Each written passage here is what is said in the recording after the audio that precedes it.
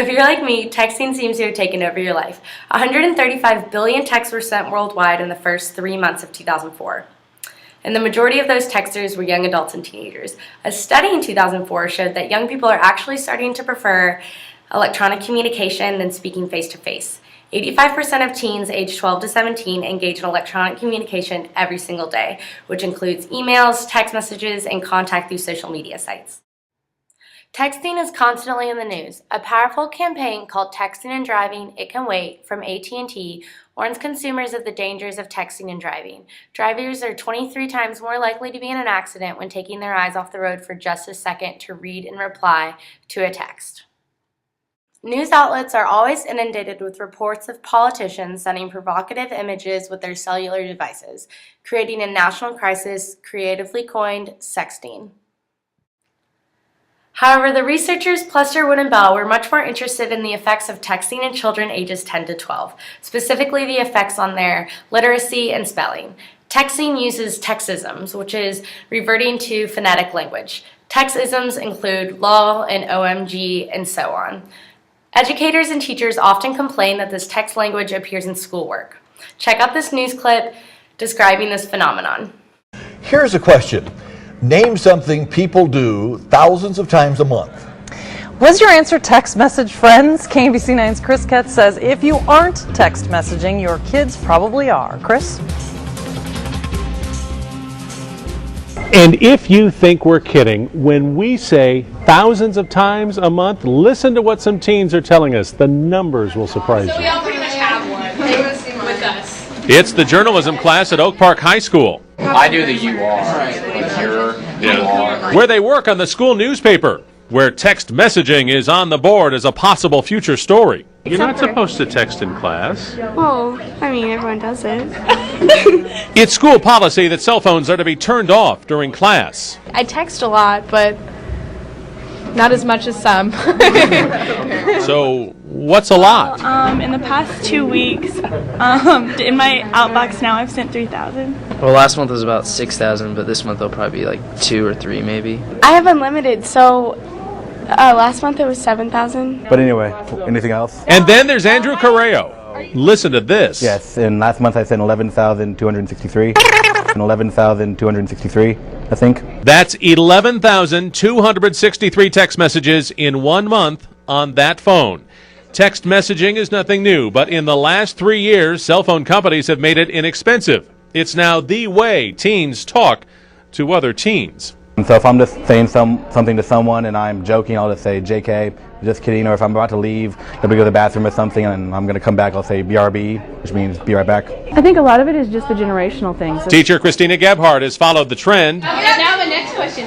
And how a whole new language has developed, a sort of text message shorthand.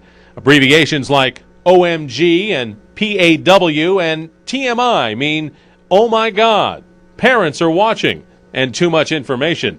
And there's dozens more just like them. But when these codes show up in actual classroom work, it's a little frustrating. Derek Knoll is an Oak Park English teacher. Well, you know, you see the number 2 instead of TO or TOO or TWO even in just inappropriate places. As you can see, as mobile phones are becoming increasingly available to young children still developing their written language skills, it is important to recognize the links between texting and academic competence and standard written English. Phonological awareness of the English language is at the root of text language.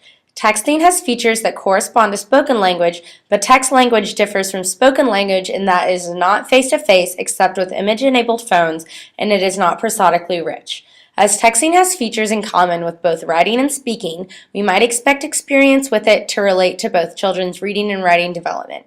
Another reason for expecting there to be some form of relationship between literacy attainment and text messaging is because of the use of text abbreviations, in particular, its dependence upon a certain level of phonological awareness.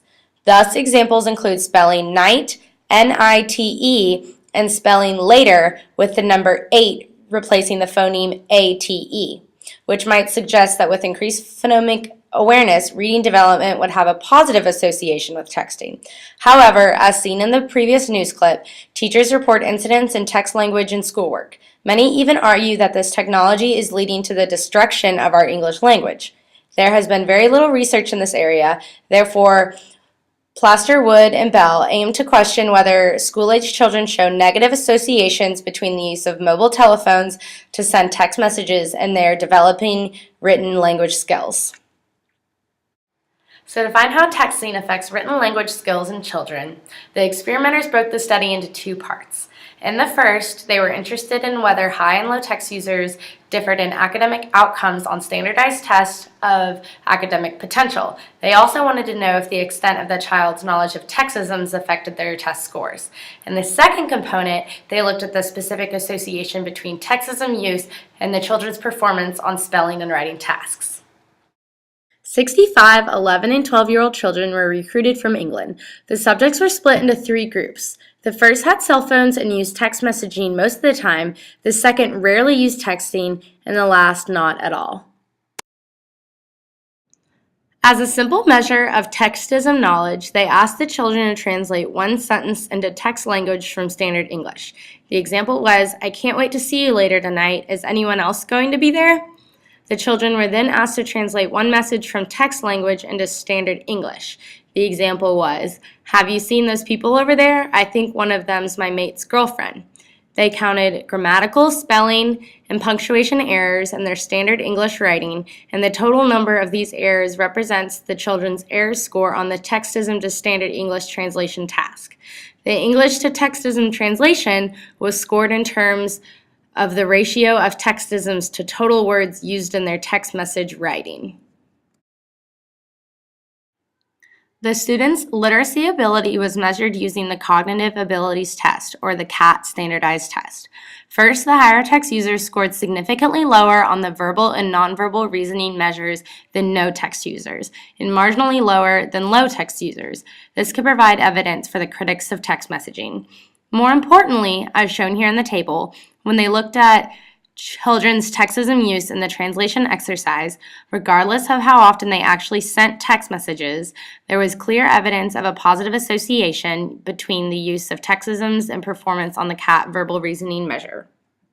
In some ways, this result is not unexpected, given the creative nature of children's Textism development and their phonological roots. This result lends support to the positive views of text messaging and literacy development. Due to the mixed results of the first study, researchers aim to look more specifically at the association between Textism use and the children's performance on spelling and writing tasks. The children used in Study 2 were younger than those in Study 1. Their median age was 10, since that age group is the fastest growing market for cell phone use. 35 children were studied total. In addition to some short questions inquiring about the use of the mobile phones as in Study 1, all of the children were asked to complete the spelling sub-tests of the British Ability Scales 2. The children's school was asked to provide information on the children's KS2 assessment of writing ability. The children were separated into groups based on their spelling and task scores. In the first part of the study, children were asked to translate a standard English passage into text language, as shown here in box 1. They were asked to translate, "Hello, what are you up to? Would you like to go out tonight?" "I have to stay in and look after my little brother. Maybe another night?" "That's a shame. We were going to see a film. It is the cheap night at the cinema tonight."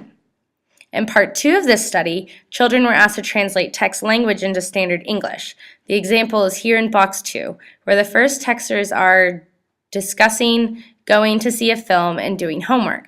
Here it is easy to see the phonological awareness the student displays in his translation. The mean ability score for the children's spelling attainment was 129, which equates to the spelling age equivalent of 12 years and 9 months. As seen here in Table 4, they coded Textisms into 5 categories: rebus, or lettered number homophones, as in see you later; other phonological reductions, as in changing night to NITE; symbols; acronyms, as seen here as what are you up to, or OMG, oh my god, or what we would call slang. In total, there were 747 Textism used, out of a total of 1,500 words, a proportion of 53%. Table 4 shows the proportion of each of these types of abbreviations across all translations into text language. The level of ability shown in spelling and writing by the children in the second study was strongly related positively to their use of textisms when they composed in text language, and also negatively to the number of interpretation errors they made in their translation from text language into standard English. The strongest relationships between school language skills and text language concern the textisms that use phonological awareness as the key conversion factor. The important conclusions from the second study are that there is no evidence of knowledge of textisms by children has any negative association with their written language competence, which contrasts with the bulk of media coverage and the teachers' disapproval of texting for literacy development. So what can we learn from this research done by Plester, Wood, and Bell? Firstly, children that enjoy using textisms and playful language in text messaging tend to score very well on standard English language attainment measures. Researchers do admit that it's important for further studies to look at other cognitive factors that could be associated with text messaging. If they are found to be positively significant, then the relationship between textism use and literacy development will be strengthened. Secondly, the textism that was most commonly coded for was phonological reduction, as in turning NITE to NITE. And the least commonly coded textism was abbreviations and acronyms. I thought that this was very interesting because many people do associate acronyms with text messaging. This includes OMG, LOL, TMI, and BFF. For further research, I think it would be very interesting to look at illiterate adults that have been text messaging for many years but are in the process of literacy attainment. In 2006, Memphis, Tennessee was ranked 7 of the 10 least literate cities in the United States. Illiteracy is associated with crime, unemployment, and other problems that arise from poverty. I think it would be a fascinating study to see if providing illiterate adults with cell phones equipped with text messaging could actually facilitate their literacy attainment and phonological awareness. Another prospect for language research is the distortion of English on social media sites by college-aged young adults, such as the ever-popular Facebook and Twitter websites. With fragmented sentence structure, deliberate misspellings, and hashtags galore, some see this computer-mediated communication as a breakdown of language, but others view it as an evolution of language that is developing its own hybrid register. Research needs to be done on if these viral websites are dramatically altering our generation's use of language. But for now, I'll leave you with my favorite example of text messaging in the American youth. Bethan! It's IBAU. Your cell phone bill is what's up. All this texting. OMG, INBD. It is a big deal. Who are you texting 50 times a day? IDK, my BFF Jill. Tell your BFF Jill that I'm taking away your phone. TISNF. Me paying this bill, that's what's SNF. Now too much texting is NBD.